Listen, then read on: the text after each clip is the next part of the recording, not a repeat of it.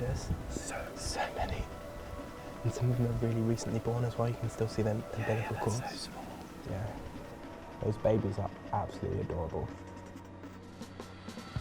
Hidden all around the world are places we've abandoned. But these ruins don't always lie empty. I'm wildlife filmmaker Dan O'Neill, and with my zoologist mate Yussef Rafik, I'm on a mission to see what moves in after we've gone. Here we are at Inchkeith Island. It is amazing. It does look stunning. Tell you what, I'm finding my sea legs on this boat as well. I know, I feel like I'm about to throw up. Inchkeith lies abandoned only 3 miles off the coast of Scotland's capital city. Surrounded by the cold waters of the Firth of Forth, this privately owned island is a maze of ruined buildings and rocky cliffs that have seen both plague and war. Your butt is right in my face right now. Ooh, nearly slipped. You almost kicked me in the face. Wow. That would have been a bad start to the day. Say goodbye to the boat. There it goes. Our last chance at freedom. Goodbye. Look at that. Bird fur. It's a good intro to the island. Yeah. Welcome to the island of death. Oh, we're going to be here all day. I really hope I don't leave my foot behind. Parts of the island, including derelict buildings and underfoot conditions, may be dangerous. Oh, brilliant. That's what I like to hear. Is this the Shall we? gate? I think this is the only gate we've got. It feels like we're breaking in. I promise we do have permission to be here, though. But We might have permission to be here, but Inchkeith's military defences have been stopping people getting onto the island for more than 500 years. Fortified again and again until the end of World War II, its walls once bristled with guns. But they fell silent decades ago.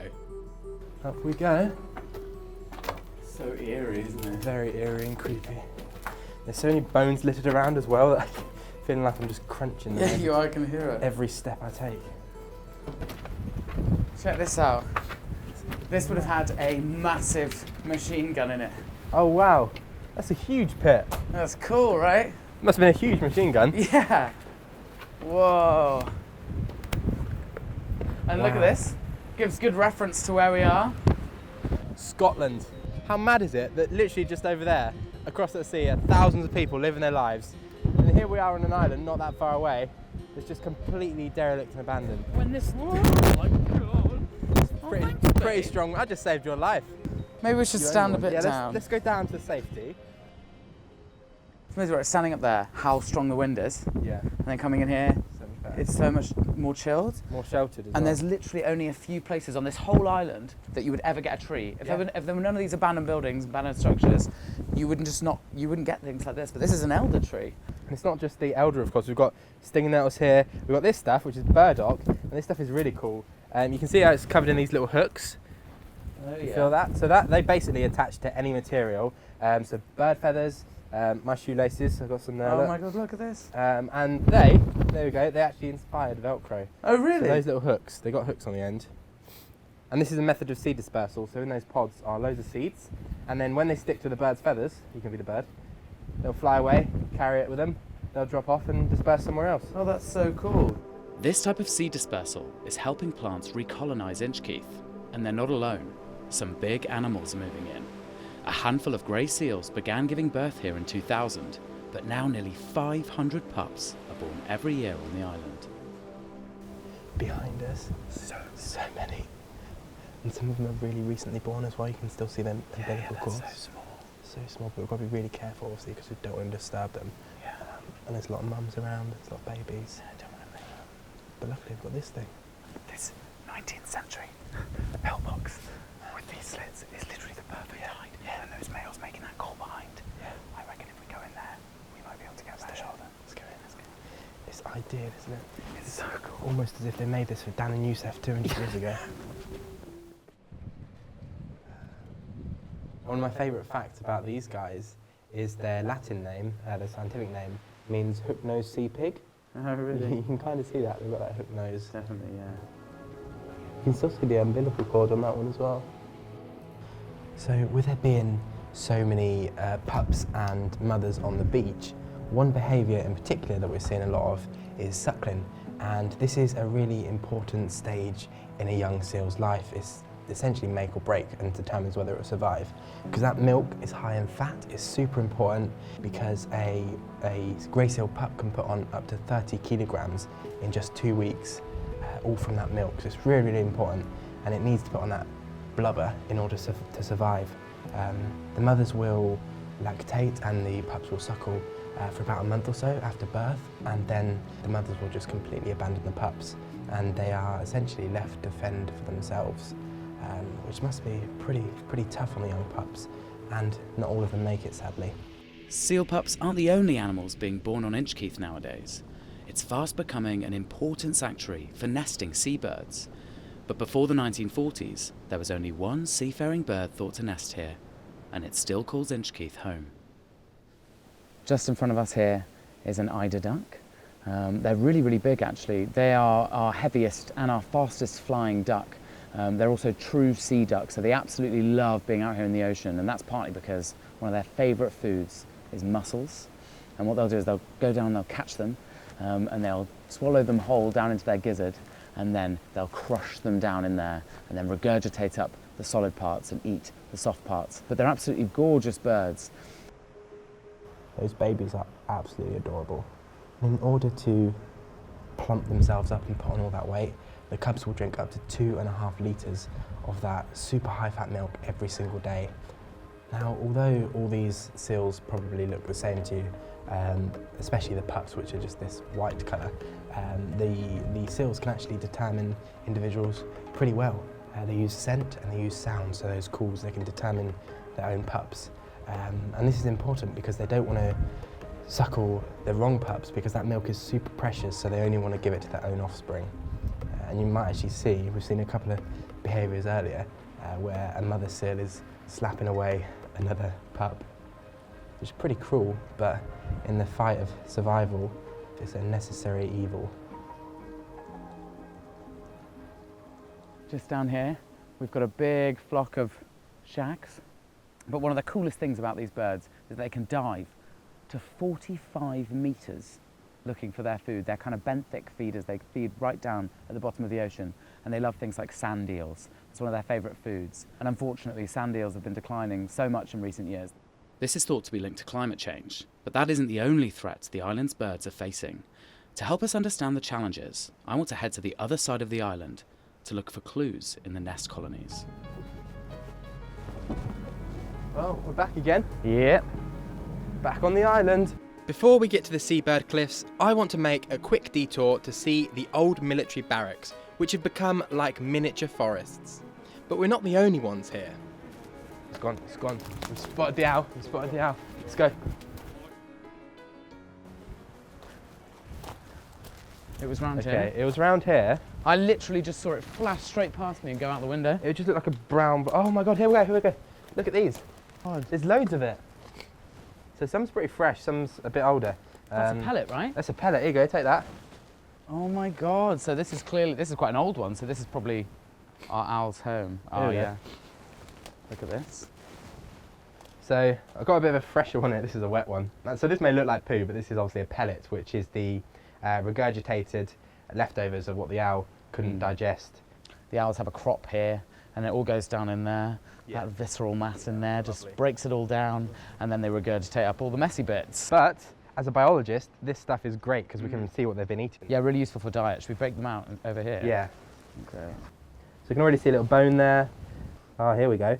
Look at this. What's that? Bit of jaw. So you can see, Sure, we'll that's clean it definitely a out. mouse.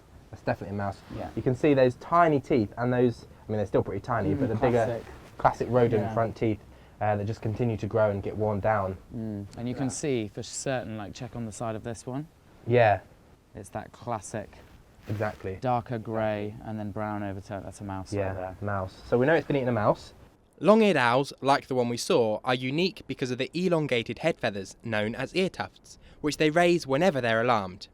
They usually prefer to live in dense thickets of woodland, but the small trees and shrubs grown inside the barracks seems to be giving this owl all the cover it needs. Absolute proof that it was here. Beautiful feather. Yeah, it's gorgeous, right? Beautiful. Long-eared owl, do you want to keep it? I will, yes, thank you. There you go. Stick Oh, it on look that. at it. Oh, beautiful. Let's go.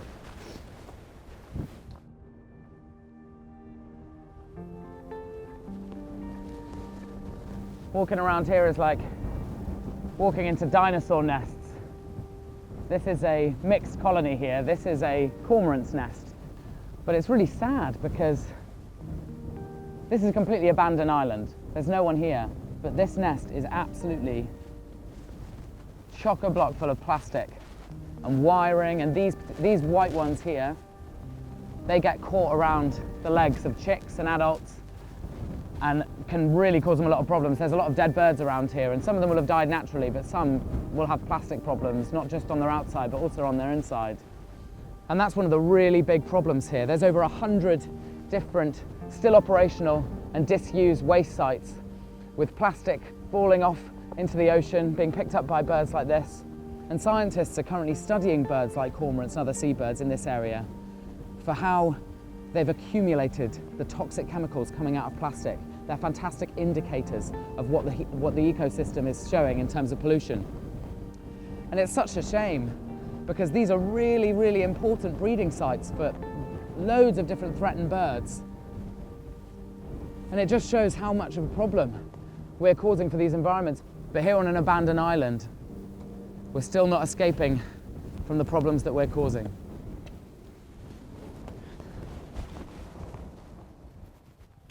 So we've made it down to the beach in the hope of doing some rock pooling, hence these props that look like they came from a 5-year-old. But I can already see some rock pools, so hopefully we're going to have some luck with that. But the first thing that hits me when I come down to this beach is just the sheer amount of litter, the plastic pollution around. I mean, we've got all types of bottles, we've got some old flip-flops, I saw a toothbrush back there, and it's just, considering this place, this island is such a valuable spot for both seabirds and seals and loads of other wildlife, it's really quite shocking just to see how much litter there is laying around here. Okay, check this out. So this rusty thing right here is the shell of a contact mine, and that really brings us back to the purpose of this island being used for military for all these years. I'm not going to get too close to it. I think it's pretty safe, but we're going to move on. I thought this was a pellet that's been regurgitated, and I don't know if it was regurgitated, but this is a really dense piece of tin foil, the exact kind of thing a bird would see glinting and thinking it might be a fish. Really could easily be eaten by a chick. So sad to think, isn't it? That a parent picks this up, thinks that it's got something for its chick to eat, takes it back to the nest. There's a lot of energy that goes into that. They could be out there for hours searching for food, and they brought this back. And they think it's going to feed their chick up, but it's actually doing the exact opposite. It's filling them up with stuff that's going to end up killing them. Really sad. Okay, so this looks like a pretty good rock pool.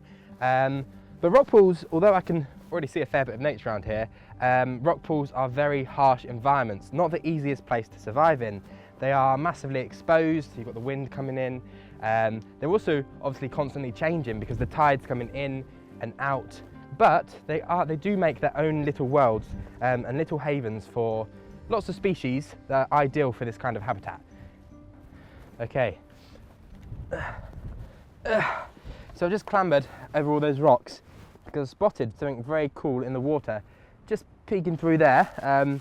So finally going to get to use this very cool net to fish it out. So what we have here, hold on. Okay, it's quite light, so I think unfortunately it's just the shell. Yeah, it is. But what we have here is a dog whelk, and this is a snail-like mollusk that lives here in the rock pools, typically lower down on the shore, wherever its favourite food live. And its favourite food are barnacles and mussels. And so this is a top predator. It's a hunter. What it will do is it will drill a hole, it will bore a little hole into the shells of those barnacles and mussels. It will inject this enzyme deep into the body, which will sort of digest it for it and turn it into a liquid soup. And then it has this tube structure thing called a proboscis, which it uses to suck out all that liquid soup. Pretty grim for the barnacles and mussels, but quite a cool little animal. The weather takes a turn, so we're heading to the closest Victorian fort. There are 3 on the island, and the labyrinth of passageways within has been left pretty much undisturbed since the military dismantled their operations here. And if there's anything I've learnt from our explorations, it's that abandoned places don't stay uninhabited for long. Oh, come on. Is this the tunnel? I don't want to go in there. There's a lot of snails. There's a lot of snails already. A lot of snails. There's a lot of empty snail shells on the ground as well. Yeah, what eats snails in tunnels? We will find out, hopefully. Okay. Oh my God! Wow. This is insane. So this is what I was hoping we would find. I didn't think we would find quite this many. So these are cave spiders, European cave spiders. And these lovely, fluffy things dangling from the ceiling you can see are their egg sacs. Okay, this is a little bit scary now. Yeah, it's horrible. Guess what? We came at just the right time of year for the egg sacs because they lay these sacs between September and February. So Oh, just in perfect. time. But it's like we timed it perfectly. Oh, Jesus Christ! Oh no, it's quite. Oh God! No, go on, It's your mate. reactions. Okay, you calm down. Do it with confidence. You do it with confidence. It's your lack of confidence that's giving me heebie-jeebies. Okay, here we go. Here we go. Look at that beautiful, beautiful spider. So this is a European cave spider. Does it not scare you? That's going to bite you. It terrifies me, so stop reminding me. But so these, hence the name, live in caves, and it turns out also old Victorian tunnels.